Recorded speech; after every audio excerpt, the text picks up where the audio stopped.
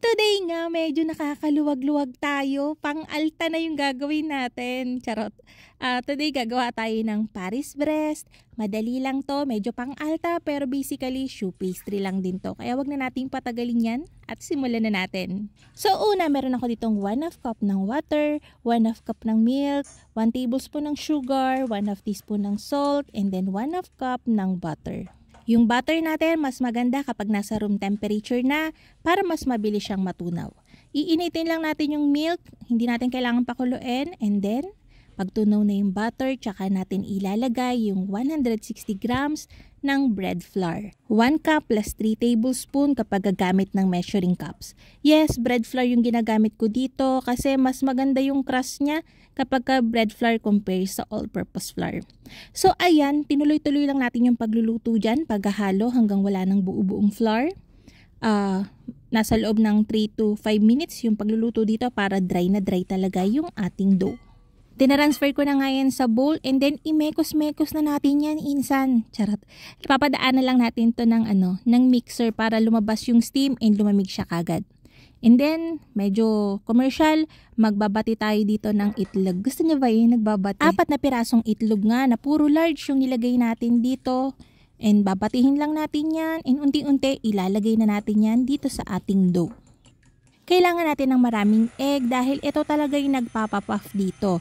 Kasama na din yung oven temperature na mataas. Kaya lumalaki talaga siya ng bongga. And then, ayun nga, unti-unti na natin ilalagay yung ating egg. Pagka nahalo na natin yan, i-combine na natin siya.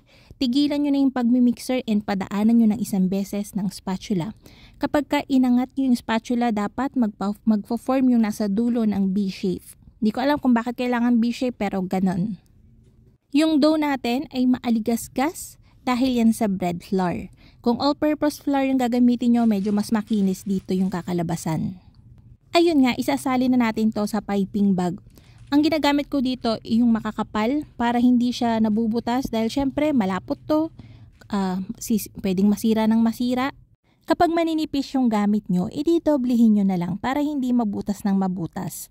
So ayun nga, nagpa-pipe na tayo. Ang pattern na ginagamit ko dito is yung ating cake ring.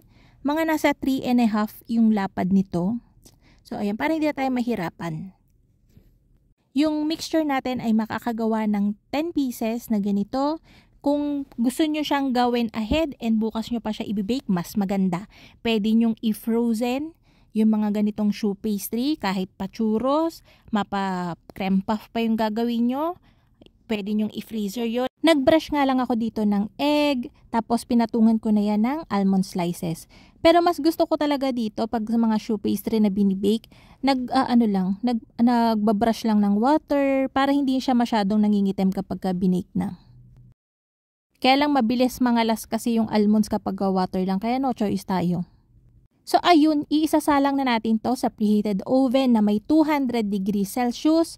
After mga 25 to 30 minutes, bababaan ko yung temp 250 and ibibake ko pa siya ng mga 10 to 12 minutes para mas malutong. Tsaka mas maganda yung forma niya. So doon na tayo sa paggawa ng pasty cream.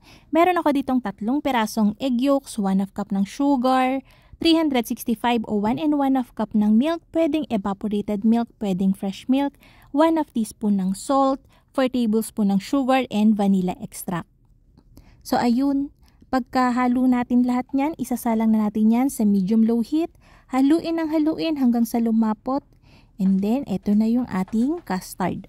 Para mas mabilis lumamig, isasali natin yan dito sa ating pan na malapad, ispread natin, ilagay sa freezer or chiller, hanggang sa lumamig.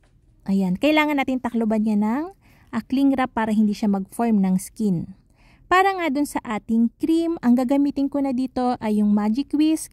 Kasi mas gusto ko to, alam niyo yung kasi kada bukas ko ng cream, yung liquid cream. Tapos hindi ko siya nagamit kagad. Within siguro mga 4 days, 5 days, nag-aamag na. Kaya mas gusto ko tong Magic Whisk para hindi na ako namumroblema kagad na kailangan gamitin ko kagad yung nabuksan ko kasi sira na siya kagad eh.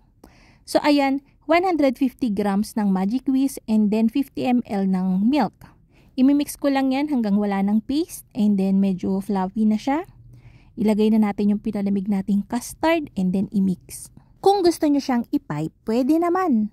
Ang gawin nyo, pagka-mix nyo ng custard natin at saka nung Magic Whisk, i-rest nyo ulit siya sa fridge, mga 2 to 3 hours. And then, tsaka nyo i-mix ulit and then, stable na siya, pipeable na siya, nag-hold siya ng shape. Kaya lang ginawa ko, dinerecho ko na to after kong ma-mix yung custard and Magic Whisk, diretso ko ng palaman kagad kasi kapag palaman natin dun sa Paris breast natin, i-rest mo ulit yun sa chiller para, ayun, na siya, nagsettle na firm na bago mo siya i-serve. Ganun talaga.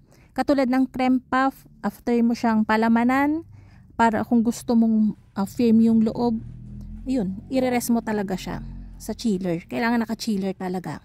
Yung ginawa nga natin, medyo malalaki. Alanganin sa small size na Paris breast and alanganin sa malaki. Wala lang, ito na yung gusto kong size. Bakit ba? So, ayun. Depende sa inyo kung anong size ang gusto nyo. Pwede naman. Depende na yung nga sa inyo again. Pero kadalasan, malalaki talaga to. So, ayan. Finishing touch natin, mag-sprinkle ng powdered sugar. Bago nyo to iserve, ay kailangan naka-chiller to para, settled na yung ating cream sa loob. Kaya lang, ang problema nung sa akin, nilagay ko sa chiller tapos tinira na nila. Kaya ayun, wala tayong final shot.